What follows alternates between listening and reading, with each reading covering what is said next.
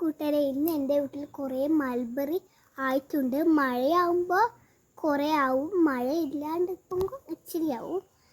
അതുകൊണ്ടാണ് നമുക്കിനി മൾബറിയിലേക്ക്